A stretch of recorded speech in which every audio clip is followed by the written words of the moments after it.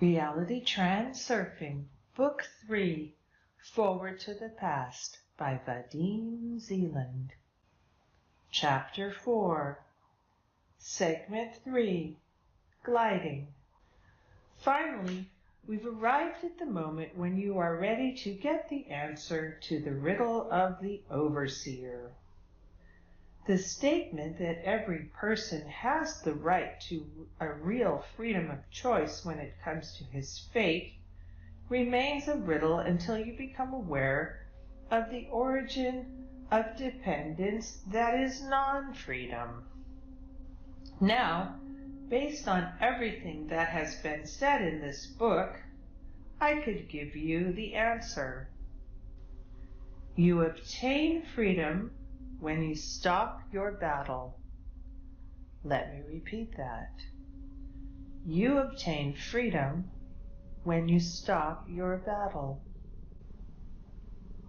You see, the answer is very simple and short, as the alchemist's secret on the emerald tablet.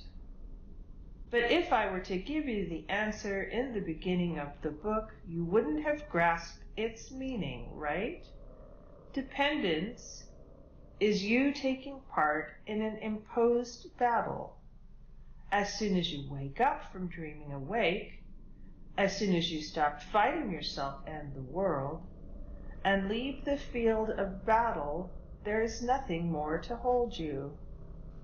The battle continues now without your participation, and you are free to go wherever you want and to choose whatever you want.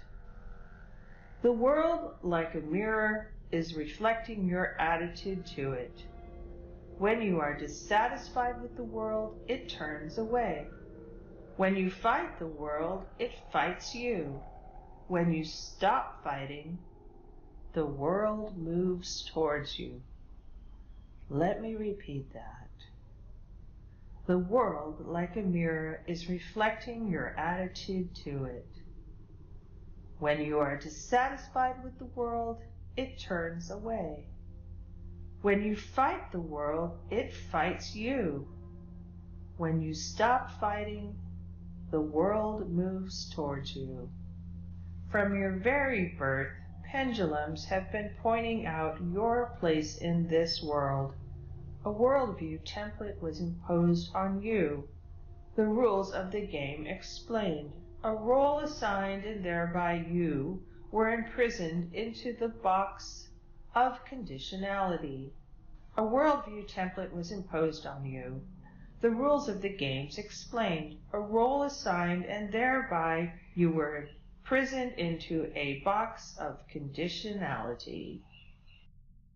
And at the same time, you were given a false declaration of independence. In accordance with this declaration, you can choose. You have been hung on a string like a puppet and released as if saying, desire what you want and achieve it any way you want. You start twitching on the string and achieving, but unsuccessfully. Then they let you know that in order to conquer your place under the sun, you need to fight yourself and the world harder still. Such are the rules of pendulums. Fight and do like I do. You have only used the freedom of taking part in a battle. Let me repeat that. You have only used the freedom of taking part in a battle. True, that too is a choice. You always get what you choose. It is an immutable law. In the battle of pendulums, man is unable to come out of this battle victorious. He can only get a prize, and even that is something few people achieve. The task of the pendulums is to conceal your true freedom. In reality, no one can make you take part in a battle. They can only make you believe that there is no other choice, and that is really the case. There is no other choice as long as you hold on to the string of importance. Let me repeat that. There is no other choice as long as you hold on to the string of importance. To gain freedom, you need to reject importance. Do not attach excessively important significance to anything, on the inside or the outside. In order to drop importance, in most cases, it is enough to wake up and consciously change your attitude. We are all sleeping awake, and we are automatically playing our roles. The depth of our dream is again proportional to the significance that we attribute to all of the features of the game. That is why we are prisoners of our own importance. But isn't the attempt to change your attitude that very same struggle? No, it is not. You are fighting yourself when you are trying to suppress your emotions. Now, when you know what the pendulum game is all about, you can consciously change your attitude to it without forcing yourself. Thus, you are making a choice in favor of freedom from pendulums. You set the rules of the game yourself. Now your game with the pendulum is about breaking its rules. A game like that turns a struggle into some ridiculous battle with a clay dummy. It's as if you become aware of the fact that everything that is going on is just you dreaming awake. By distancing yourself from the stage into the auditorium, you suddenly understand that whether you should continue taking part in a battle or just calmly go or take what's yours is up to you. Of course, you won't be able to cut the strings of importance right away. It is impossible to get rid of excess values and hang-ups just like that. And you do not have to get rid of them because it would once again be a struggle. The whole point is that once you stop your struggle, the strings of importance will eventually break. If there is any importance that you are able to drop consciously, do it. Transform into action everything that you do not manage to do. Transform into action everything that you do not manage to do. Play the slide of your goal in your mind. Keep visualizing the process and calmly move your feet in the direction of the goal. And that will be your action. Rejecting the struggle is an action too. Give yourself and the world the opportunity to be the way you are. You do not need to change yourself and fight the world.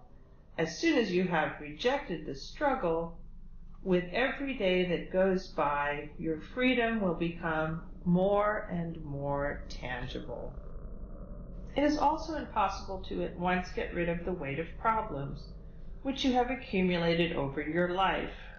However, by observing the principle of coordination, you will eventually get out of the primeval forest and onto an even road.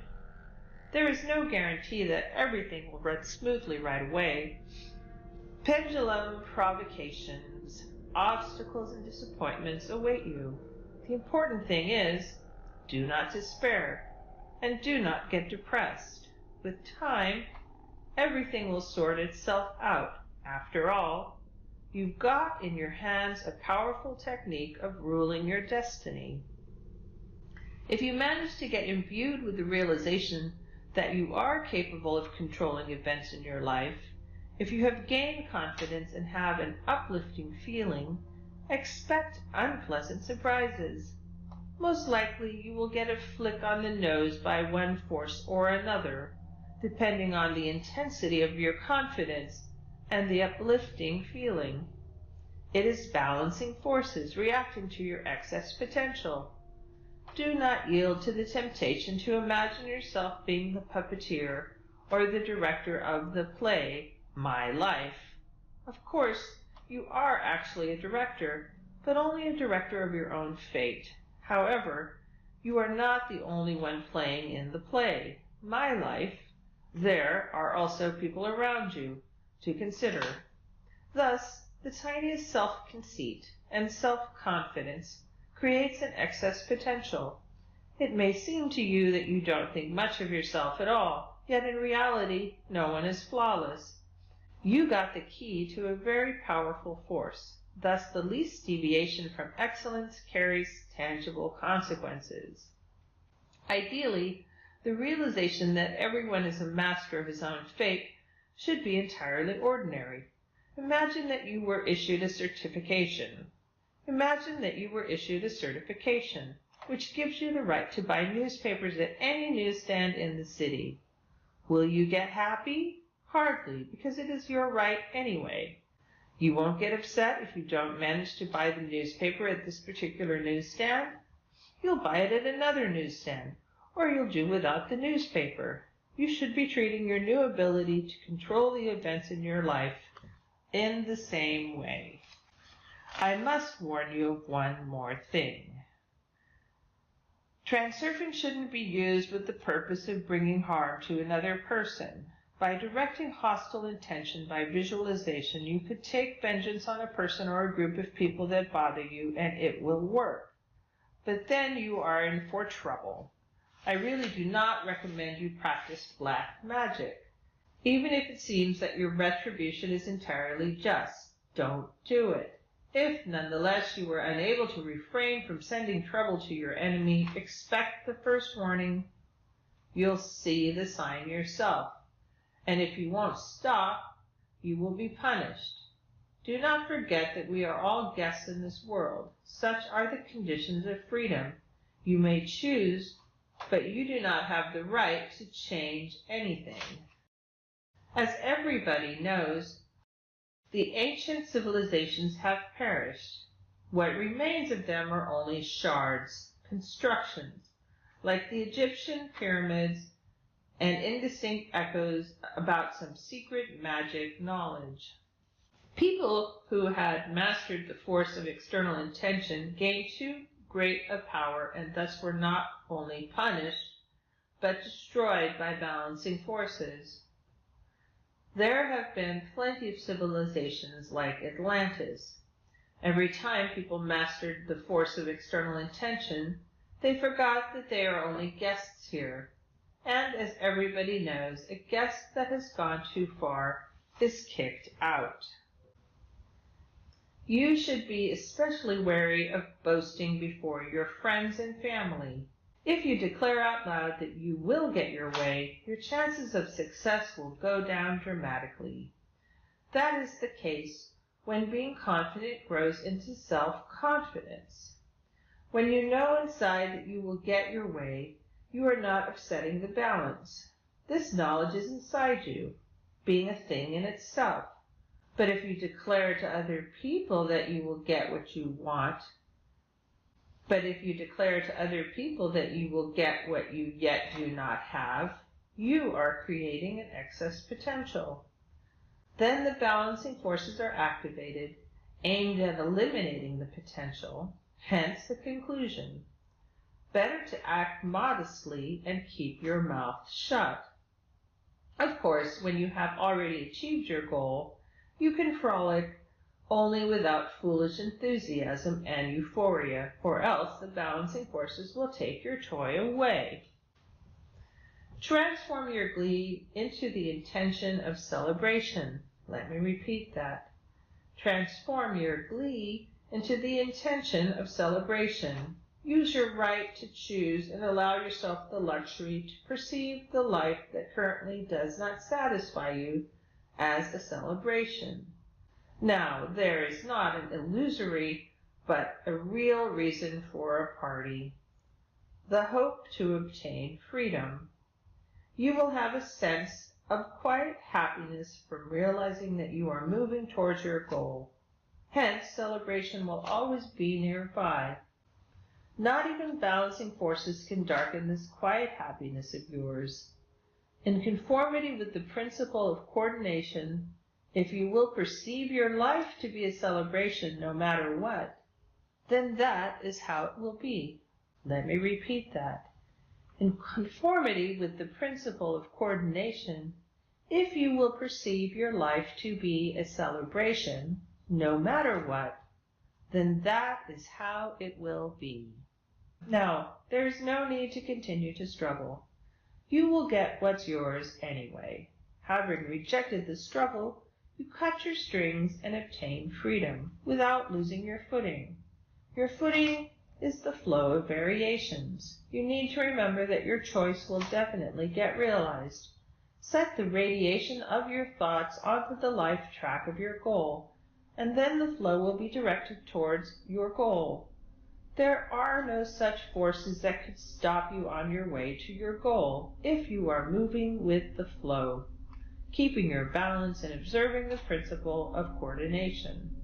You are no longer a little paper boat on the waves of circumstances, nor are you a string puppet in the hands of the pendulums. You have a sail, the unity of your soul and mind. You have a steering wheel, that is your choice.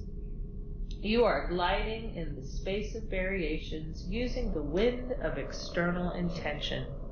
End segment.